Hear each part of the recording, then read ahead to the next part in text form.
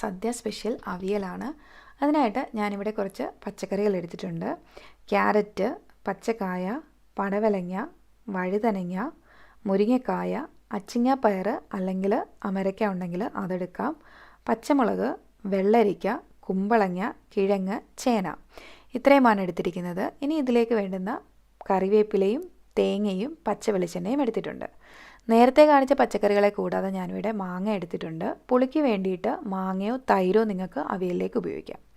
നമ്മൾ നേരത്തെ എടുത്ത് വെച്ച കഷ്ണങ്ങളെല്ലാം അവിയലിന് വേണ്ടുന്ന രീതിയിൽ ഇതേ രീതിയിൽ കട്ട് ചെയ്തെടുത്തിട്ടുണ്ട്. ഇനി ഒരു പാത്രത്തിലേക്ക് കുറച്ച് വെളിച്ചെണ്ണ ചേർത്ത് കൊടുക്കാം. ഞാനിവിടെ ഒരു ചട്ടിയാണ് എടുത്തിരിക്കുന്നത്. ചേനയ്ക്ക് വേവ് കൂടുതലുള്ളതുകൊണ്ട് ആദ്യം ചേന ചേർത്ത് കൊടുക്കുന്നുണ്ട്.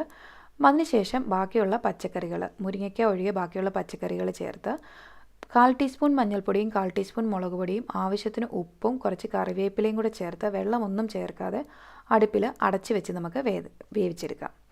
1 കപ്പ് തേങ്ങയിലേക്ക് 2 പച്ചമുളകും 4 ചുവന്നുള്ളിയും 3/4 ടീസ്പൂൺ ജീരകവും കൂടെ ചേർത്തൊന്ന് നമുക്ക് ചതച്ചെടുക്കണം. ഇടയ്ക്ക് സമയത്ത് നമുക്കിതൊന്ന് ഇളക്കി കൊടുക്കണം. വെള്ളം ചേർത്തിട്ടില്ലാത്തതുകൊണ്ട് അടിക്ക് പിടിക്കാൻ സാധ്യതയുണ്ട്. അതുകൊണ്ട് ഒന്ന് ഇളക്കിയിട്ട് കൊടുക്കണം ഇടയ്ക്ക് സമയത്ത്. ഒരു പാതി വേവാകുമ്പോഴത്തേക്ക് നമുക്ക് മുരിങ്ങയ്ക്ക കൂടി ഇതിലേക്ക് ചേർത്ത് ഒന്ന് ഇളക്കി കൊടുക്കാം. ഈ പച്ചക്കറികളിൽ നിന്ന് തന്നെ വെള്ളമൊക്കെ ഇറങ്ങും. അതുകൊണ്ട് അടിക്ക് പിടിക്കത്തില്ല. നമ്മൾ ഇടയ്ക്കൊന്ന് ഇളക്കി കൊടുക്കണം.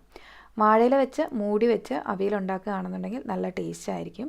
അപ്പോൾ ഇത് ഏകദേശം വെന്ത് വന്നിട്ടുണ്ട്. ഈ സമയത്തേക്ക് നമ്മൾ തേങ്ങ ചതച്ചത് കൂടി ചേർത്ത് കൊടുത്ത് നല്ലതുപോലെ മിക്സ് ചെയ്ത് കുറച്ച് നല്ല രീതിയിൽ നല്ല അളവിൽ കറിവേപ്പില കൂടി ചേർത്ത് കൊടുത്ത് വീണ്ടും ഒന്ന് മൂടി വെച്ച് നന്നായി ആവി കയറ്റിയെടുക്കുക.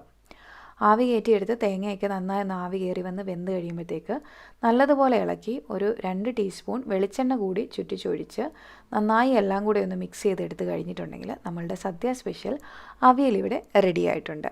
പെട്ടെന്ന് തന്നെ തയ്യാറാക്കിയെടുക്കാൻ പറ്റും.